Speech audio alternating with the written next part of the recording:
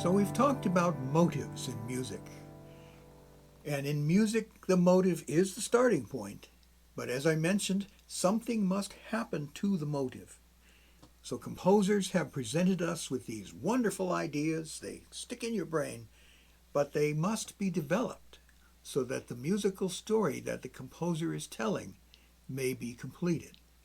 So, what are some of the methods composers use to develop a motive?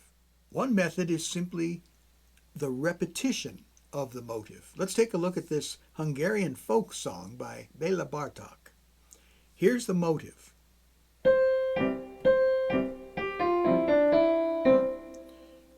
Now, if we look at bars 4 through 8, we notice that the motive is repeated exactly. So I will play the first 8 bars.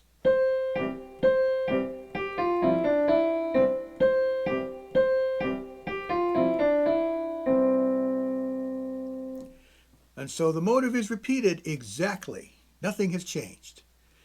Now another method is called sequence of the motive. Sequence refers to a repetition of the motive pattern that is higher or lower than it originally appears. So if the intervals are exactly the same, this is called an exact sequence. So for example, going back to our Bartok Hungarian folk song, if he had done something like this,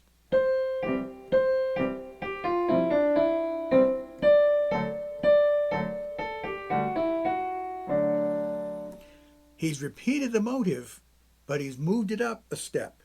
The intervals, however, are exactly the same. And if the intervals are exactly the same, we call that an exact sequence. Now, what is more common is when the intervals of the sequence or the repetition of the motive differ from the intervals of the original motive.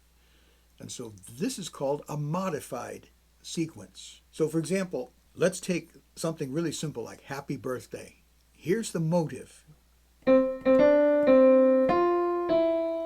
Right? Now it kind of repeats, but it's a little bit different. The first intervals between the first 2 notes, that's a whole step. And it goes up a fourth and then down a half step. But when the motive is repeated, it's developed in this way. We have that same whole step, but now it goes up a fifth and down a whole step.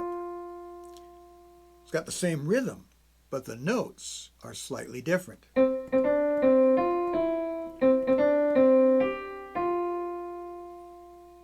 We can see this in some of the classical works that we've looked at. Here's a piece by Edvard Grieg called Little Bird. Here's the motive. And then it's repeated, but with completely different intervals and in a completely different place on the keyboard.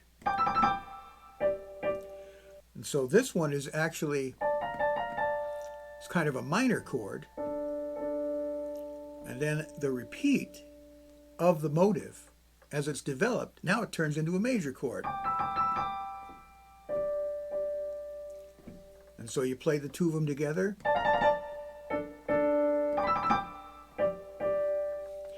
And so that's another way that the motive is developed. Let's take a look at this prelude, very famous prelude by Frédéric Chopin. Here's the motive.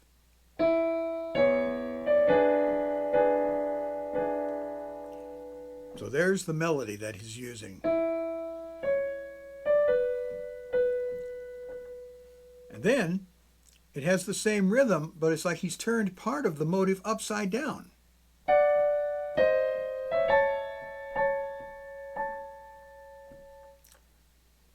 So there's the motive. And now it's a little bit different.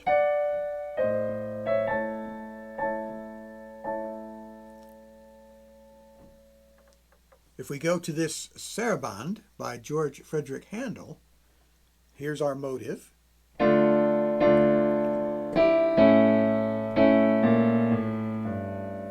now we have the motive developed by moving it up. The intervals are different.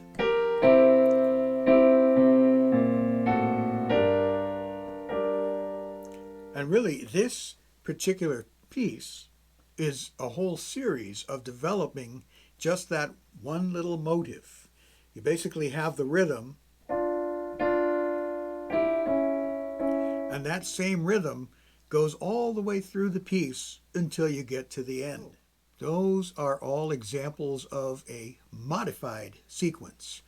Now, as you begin to analyze melodies that you encounter, you'll find that modified sequences of motives occur more often than exact sequences or exact repetitions of a particular motive. There's one other method that's used, and that's repetition with variation. And so, for example, in this piece, he starts out with this motive.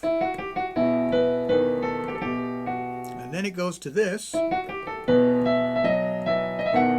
So that could actually be seen as a 4-bar motive, or actually, well, it has a pickup bar, and then there's 3 full measures, and then half of another. Now it repeats.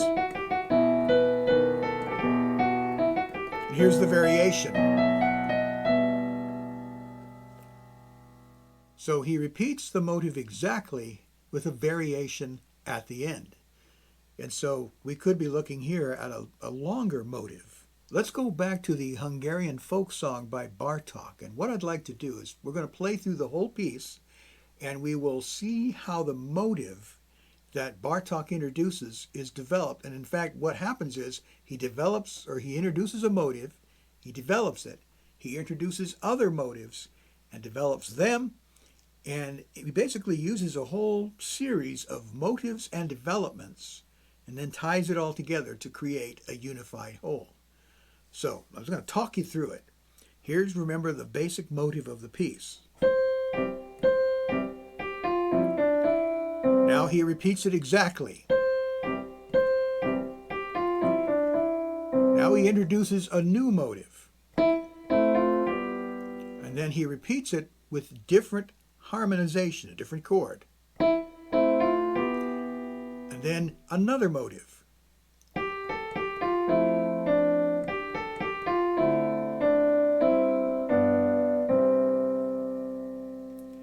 So we have 3 different motives there, and they're all developed in a fairly similar way. They're pretty much repeated exactly. And now we have another motive.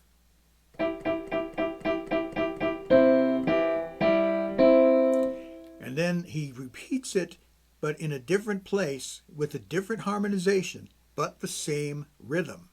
So here's that motive again.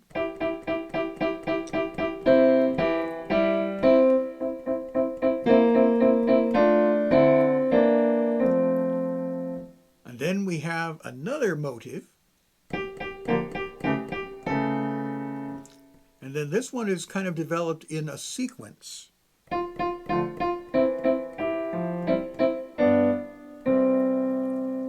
And then, I'm ignoring the repeat signs, by the way. Now we go back to the original motive that we heard at the very beginning.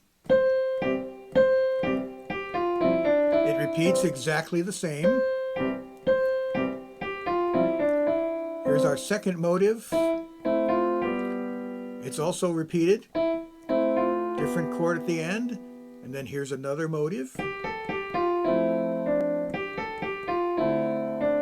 And then we have the ending.